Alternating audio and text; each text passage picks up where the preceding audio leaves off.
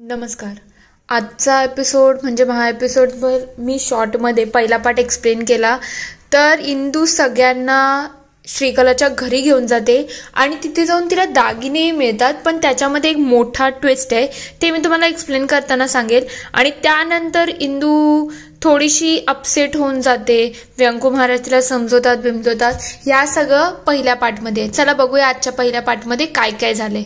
नमस्कार. आजच्या भागात आपण बघणार आहोत शकुंतला काकी मोठ्या बाईंना म्हणत असतात, मोठ्या बाई मला असं वाटते आपण गोंधळ आणि देवीची पूजा घालावी. तेव्हा मोठ्या बाई म्हणतात तुझा मुलगा तर यातलं काही ऐकतच नाही आणि व्यंकू महाराजांना मी काही बोलायला गेली का ते माझ्या अंगावरती धावून येतात, म्हणून मी कुठला मान घेते. तेव्हा ते म्हणतात तसं नाही हो मोठ्या बाई, खरं म्हटलं तर आता लग्न झालं आहे आणि घरामध्ये काही ना काही सुरू आहे, त्यामुळे मला असं वाटते पूजा घालायला पाहिजे. तेवढ्यात इंदू तिथे येते आणि म्हणायला लागते मला तुमच्या सगळ्यांशी काहीतरी महत्वाचं बोलायचं आहे. म्हणजे मला समजलं आहे ते दागिने कुठे आहेत. तेव्हा लगेच इकडे मोठ्या बाई म्हणायला लागतात कुठे आहेत म्हणजे तुला कोण आहे, चोर सापडला का, पोलिसांनी काय इन्फॉर्मेशन दिली, नेमकं तुला समजलं तरी काय आहे. तेव्हा इंदू म्हणते मी सगळं तुम्हाला सांगते, पण आपण पहिले जाऊया. त्या लोक जायला निघतच असतात.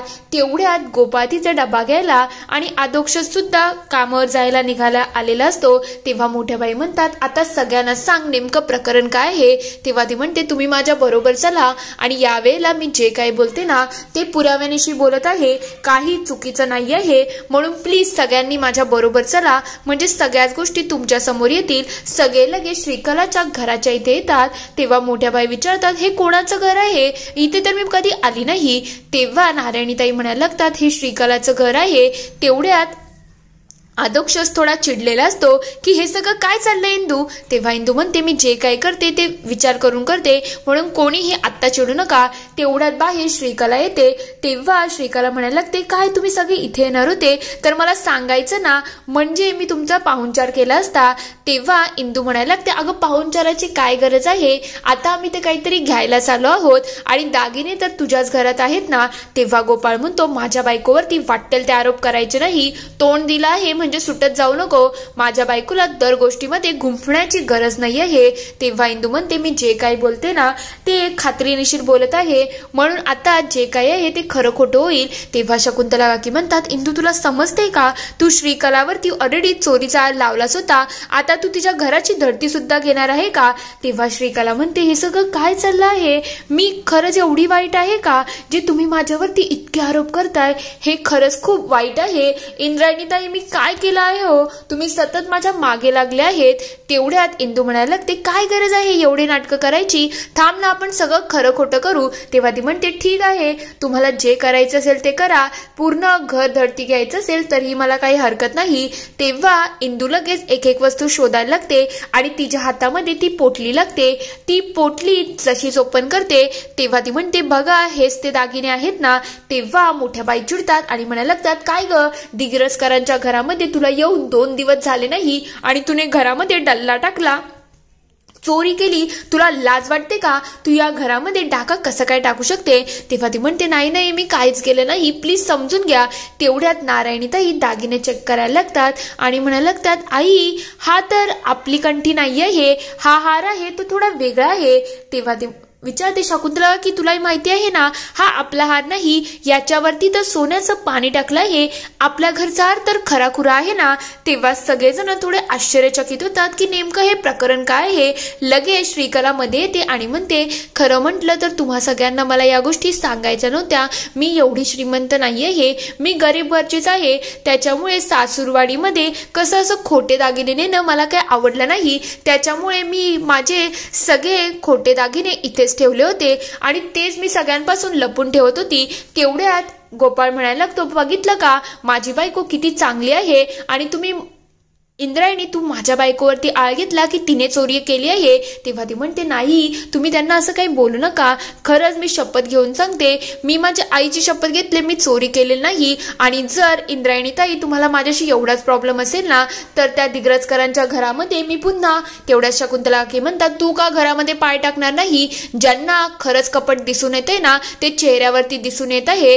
त्या लगेच इंदूचा हात धरतात आणि म्हणायला लागतात खरं म्हटलं तर आता तुझ्या थोबाडात मारायची माझी इच्छा होत आहे, पण ते मी करू शकत नाही. पण एक गोष्ट आता तुला शेवटची समजवते, यापुढे जर माझ्या सुनेच्या बाबतीत काही वावगं बोलण्याचा प्रयत्न केला ना, तर गाठ माझ्याशी असणार आहे, हे कायम आठवण ठेवायचं. श्री शकुंतला की तिचा हात झटकतात आणि इकडे श्रीकलाच्या जवळ जाऊन म्हणायला लागतात, बाळा मी तुझ्या बरोबर आहे, तुझ्या बाबतीत कोणीच काही चुकीचं करू शकत नाही, चल आपल्या घरी. त्या दोघी लगेच तिथून निघून जातात. मोठ्या बाई नारायणी ताई सुद्धा तिथून निघून जातात. अध्यक्ष इंदूला काही बोलायच्या जागेवरती चिडून गेलेला असतो. तेव्हा गोपाळ म्हणतो, हे शेवटचं होतं, यानंतर माझ्या बायकोवरती कधी आळ केले ना, तर माझ्यापेक्षा वाईट कोणीच नसणार आहे, आठवण ठेव. इंदू इकडे धसाधसा रडायला लागलेली असते की माझ्याकडून एवढी मोठी चूक कशी काय झाली. दुसरीकडे मोठ्या बाई खूप आनंद झालेला असतो. त्या डान्स करायला लागलेल्या असतात. तेवढ्यात तिथे करिश्मा येते आणि ती सुद्धा त्यांच्याबरोबर डान्स करायला लागते. तेव्हा त्या फुगडी घालतात आणि एन्जॉय करायला लागतात. तेव्हा त्या म्हणतात, तुला समजलं का न्यूज काय आहे? तेव्हा ती म्हणते, हो मला समजलं हे न्यूज काय आहे, तुम्हाला तर खरंच मजा आली असेल ना. तेव्हा ते म्हणतात, हो तू कशी बोलते ते लाईव्ह मी लाईव्ह सगळी मजा घेतली आहे. इंदूचे दात घशात गेले ही सगळ्यात मोठी इम्पॉर्टंट गोष्ट होती. तेव्हा नाचणं तर बनताय ना. त्या दोघी पुन्हा धमाल मस्ती करायला लागतात. दुसरीकडे इंदू इकडे मंदिरात गेली असते. तेव्हा ती म्हणते, आज मी जे तोंडावरती पडले आहे ना, विठुराया तू तर सगळं बघतोय ना, आणि तुला तर माहिती आहे ना श्रीकला किती वाईट आहे, आणि तिच्या घरामध्ये यायचं काहीतरी वाईट इंटेन्शन आहे, तरी सुद्धा तू तिची का पाठराखण करतोय? तू तर माझा पाठीराखा आहेस ना, मग माझ्या बाबतीत एवढं का वाईट होते? मी दरवेळेला का चुकीची होत आहे? मलाच खरंच समजत नाही. तेवढ्यात तिथे व्यंकू महाराज येतात आणि म्हणायला लागतात, मनामध्ये काळोख झाला ना की अशा गोष्टी होत असतात, आणि तेच तुझ्या बाबतीत झालं आहे. माझ्या कानावरती सगळ्या गोष्टी आल्या की तू श्रीकलावरती चोरीचा आळ घेतला, तिच्या घराची धडती घेतली. म्हणजे इंदू, एखाद्या माणसाला अहंकार आला ना की त्याला फक्त आणि फक्त स्वतःच खरं वाटत असतं, आणि तुझ्या बाबतीत तर मी हे सुद्धा बोलू शकत नाही, कारण की तुझ्यामध्ये अहंकार नाही हे मला लहानपणापासून माहिती आहे. पण तू श्रीकलाच्या बाबतीत का पूर्वग्रह घेऊन बसली आहेस? आता या सगळ्या गोष्टी सोडून दे, आणि खरं सांगतो या गोष्टी तुझ्यासाठी गरजेच्या सुद्धा नाही आहेत. आता जाऊन तिची माफी माग आणि गोष्टी इथल्या इथे संपव. तेव्हा ती म्हणते, विठुराया जर माझं काही चुकत असेल ना तर मला मार्ग दाखव. ते दोघं लगेच घरी जायला निघत असतात. तेव्हा व्यंकू महाराज म्हणायला लागतात, इंदू तुझ्यासाठी एक मस्त गंमत आहे. तेव्हा ती विचारते, काय गंमत? तेव्हा ते म्हणतात, चल की घरी, तुला मी दाखवतो काय गंमत आहे. इंदू इकडे घरी येते. तेव्हा व्यंकू महाराज तिच्या हातामध्ये कणीस ठेवतात आणि म्हणायला लागतात, हे कुठं कणीस आहे माहितीये का? आपल्या शेतामधलं, आणि याचे दाणे सुद्धा किती टपोरे आले आहेत ना. तेव्हा ती म्हणते, खरंच व्यंकू महाराज ही तर तुमच्या कष्टाची कमाई आहे. तुम्ही दिवस रात्र शेतकरी म्हणून किती कष्ट करताय, स्वतः राबता, त्याच्यामध्येही किती खाडगलगे येतात, आणि वरून पाऊस, बाकी सगळ्या गोष्टी, ह्या सगळ्या मॅनेज करून तुम्ही एवढ्या मेहनतीमध्ये पीक कमवलं आहे.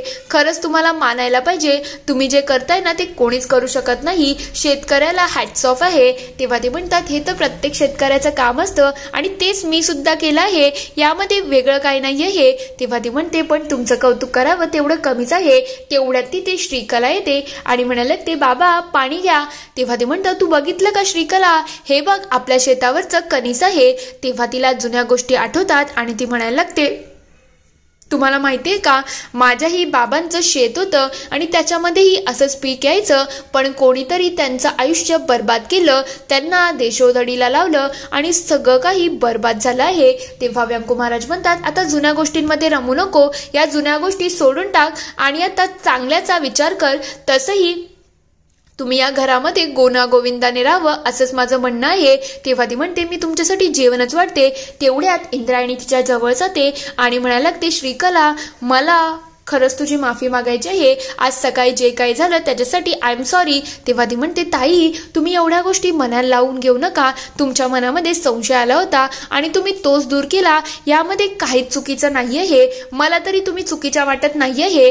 तेव्हा व्यंकू महाराज म्हणायला लागतात, तुमच्यामध्ये अशीच मैत्री असावी आणि गैरामध्ये बहिणीसारखे राहा.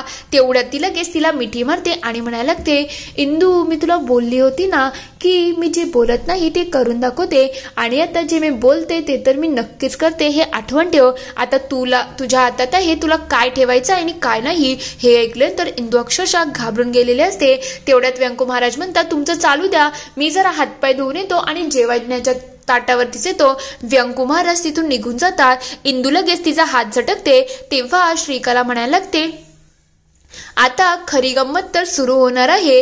तेव्हा ती विचारते कसली गंमत, नेमकं तुला बोलायचं काय आहे. तेव्हा ती म्हणते आता व्यंकू महाराजांची खरी संपत्ती तर उद्ध्वस्त करायला लागेल ना. तेव्हा इंदू विचारते तू या घरामध्ये नेमकं आली तरी कशासाठी आहेस, तुझ्या डोक्यामध्ये चाललं तरी काय आहे. तेव्हा ती म्हणते या घराला भस्म करायचं आहे, हेच माझ्या डोक्यामध्ये चाललं आहे, अजून काहीच नाही. तेव्हा इंदू म्हणते जरा लिमिटमध्ये राहा, तुझा हा दीडशानेपणा आहेस ना तोच तुला कधीतरी बुडवेल. तेव्हा ती म्हणते तुम्ही जो ओव्हर कॉन्फिडन्स ठेवताय ना हा तुमच्यासाठी ही लॉस मध्ये असणार आहे. पण एक गोष्ट आठवण ठेवा, कोणाच्या स्वप्नांवरती कधी पाणी फिरवायचं आहे ना हे मला चांगल्याच प्रकारे माहिती आहे आणि ते मी केल्याशिवाय राहणार नाही. तेव्हा इंदू विचारते तुला नेमकं बोलायचं काय आहे ग, व्यंकू महाराजांच्या बाबतीत तू अशी का रिॲक्ट करते. तेव्हा ती म्हणते ते तर तुम्हाला वेळ आल्यावरती समजेल, पण एक गोष्ट सांगते की लवकरच काहीतरी घडणार आहे ज्यामुळे व्यंकू महाराजांची खरी संपत्ती उद्ध्वस्त होईल. तेव्हा इंदूला थोडी काळजी वाटायला लागलेली असते. इथे हा पहिला पार्ट संपत आहे. बघूया पुढील पार्टमध्ये अजून काय होईल. तुम्हाला या अर्ध्या एपिसोड बद्दल काय वाटतं ते मला कमेंटमध्ये नक्की कळवा. व्हिडिओ आवडला असेल तर लाईक शेअर सबस्क्राईब करायला विसरू नका. Thank you for watching.